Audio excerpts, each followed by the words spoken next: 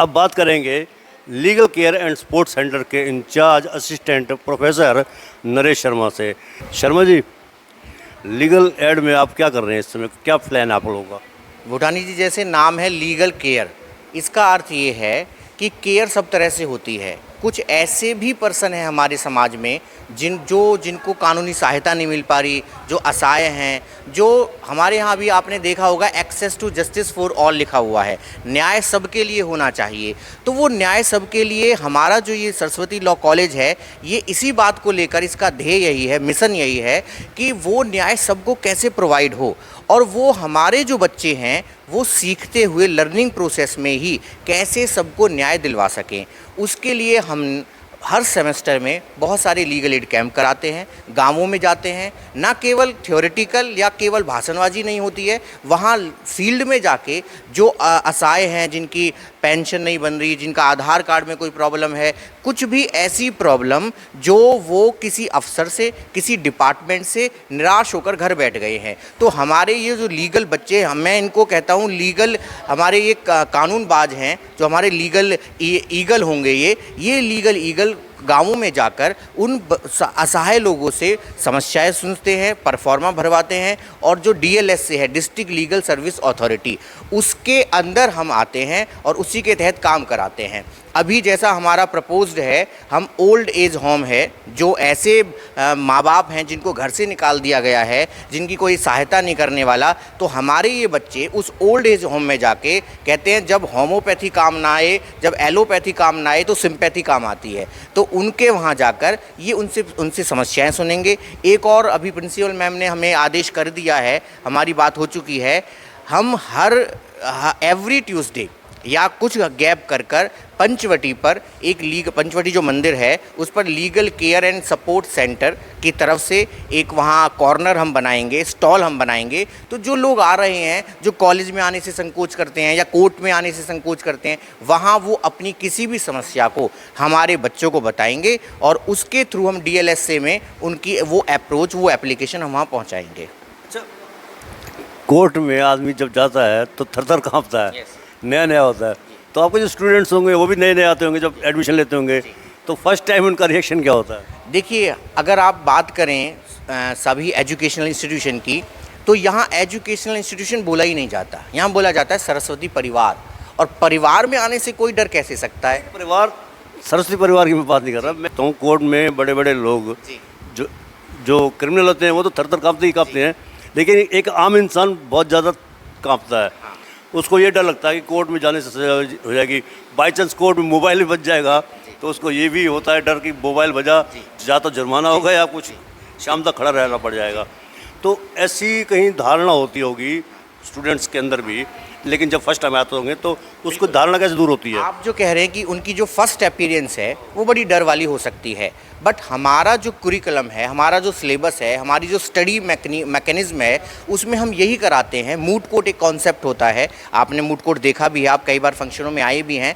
वहाँ जो उनका फोबिया है, स्टेज फोबिया हो, आर्गूमेंट्स करने का जो फोबिया है, वो हम दूर कराते हैं। इसका अर्थ है कि उनकी आर्गूमेंटेटिव स्किल, हाउ टू स्पीक, वो बोलें कैसे, वो अपनी बात कैसे रखें, उसका हमारे यहाँ सिलेबस में पार्ट उनका है, उनकी पढ़ाई होती है, मूट कोर्ट की क्लासेस होती हैं, ताकि वो बिना किसी डर के अपनी बात और एक तरीके से, जो एक लीगल फॉर्मेट है, उसी में जज के सामने कोर्ट रूम में वो पेश कर सकें। एक्चुअली में हम ले मैन से लॉ मैन बनाते हैं। एक आम आदमी जो है, एक आम बच्चा जो है, जो घबराता होगा, उसके अंदर जो वो डर है बोलने का, वो हम निकालते हैं। वो केवल कब होगा? वो तब होगा जब वो प्रैक्टिकली, जो मूट कोर्ट हमारे यहाँ होती है, एक्चुअली में एक ड्रामेटिकल कोर्ट रूम हमने बना रखा है, उस प्रॉब्लम्स देते हैं, मूट प्रॉब्लम्स होती हैं, उन पर जैसे प्रोसिक्यूशन है, डिफेंस है, जैसे प्लेंटिफ है, डिफेंडेंट है, आमने सामने की जो वो होती है फाइटिंग, वो हम कराते हैं यहाँ। इस लॉ कॉलेज के प्रेसिडेंट हैं, चेयरमैन कह लीजिए, अतुल मंगला एडवोकेट जी, सुप्रीम कोर्ट के वकील भी हैं। वो अपनी सर्विसेज देते हैं यहाँ पर, कैरियर काउंसलिंग या कुछ स्टूडेंट्स को अपना एक्सपीरियंस शेयर करते हैं? अगर मैं चेयरमैन सर की बात करूँ तो चेयरमैन सर लॉ कॉलेज के लिए ही नहीं, मतलब पूरी परिवार, सरस्वती परिवार के लिए भी, और लॉ कॉलेज के लिए तो स्पेशली वो सर हमेशा अवेलेबल होते हैं। हमें तो सिर्फ एक कहना होता है कि सर आज आप एक सीपीसी पे समन को एक बार बात कर लीजिए, बच्चों से समन एक बार डिस्क्राइब कर दीजिए, और सर कहते हैं मैम कितने बजे आना है। तो और मूट कोर्ट के लिए तो सर इतने ईगर रहते हैं कि अभी हमने जून 22 में फंक्शन किया था, हमारा first Lakhanpal Mangala moot court हमारा कंपटीशन हुआ था, जो हम सीरीज़ करने जा रहे हैं, अभी हमने फर्स्ट की थी। उसमें जस्टिस पंकज जैन आए थे, पंजाब एंड हरियाणा से हाई कोर्ट के जज थे, सर आए थे, और सारी लोकल जुडिशरी सेशन जज थे और पूरी लोकल जुडिशरी थी। और हमारा जो अगली इसी सीरीज़ में जो दूसरा कंपटीशन भी होने वाला है वो जल्द ही फरवरी में ही होने वाला है। तो जिले का पहला लॉ कॉलेज है आपका, और पहला क्या एकमात्र ही है। तो अब आने वाले, जैसे आपने बताया कि बड़ी बड़ी फैकल्टीज़ भी आएंगी यहाँ पर, तो ऐसी कौन कौन सी फैकल्टीज़ आएंगी? सर मेरे यहाँ पे करंटली सारी फैकल्टीज सब क्वालिफाइड हैं।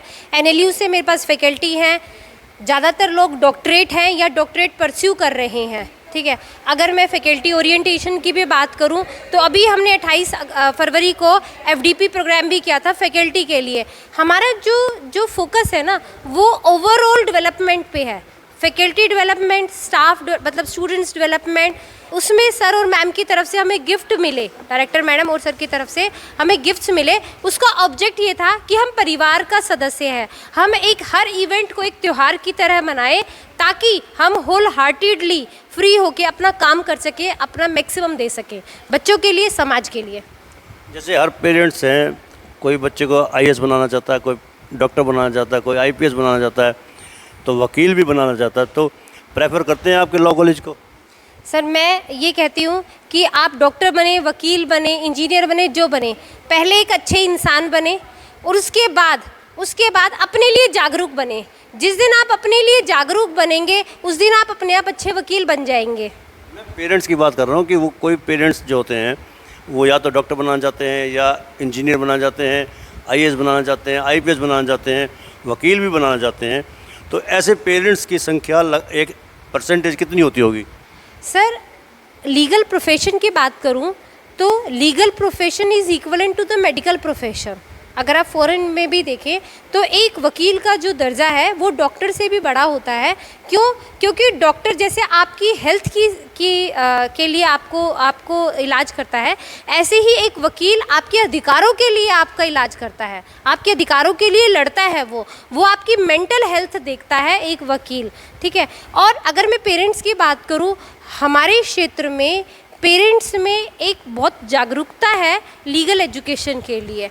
और अगर मैं अपनी सरकार की बात भी करूं तो स्कूल्स में भी लीगल एजुकेशन का प्रोविज़न है। तो हमारी सरकार भी चाहती है कि बच्चों में लीगल एजुकेशन स्कूल से ही आए, क्योंकि आपने देखा होगा डायरेक्टिव प्रिंसिपल्स, फंडामेंटल राइट्स, ये हम अपनी तीसरी चौथी क्लास के बच्चों को पढ़ाते हैं, क्योंकि हमारी सरकार भी चाहती है।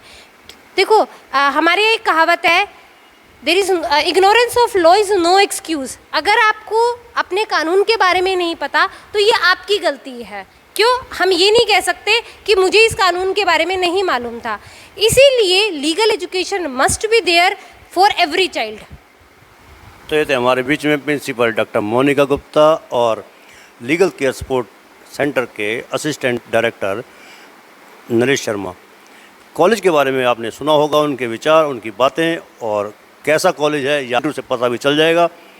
काफ़ी नामी इंस्टीट्यूट है ये, और सही मायनों में पलवल का एकमात्र है, तो निश्चित रूप से लोगों की पहली पसंद भी होगा। साइड में जो आप देख रहे हैं YouTube channel, Facebook page, Instagram, Twitter handle, इसको आप लाइक फॉलो करें।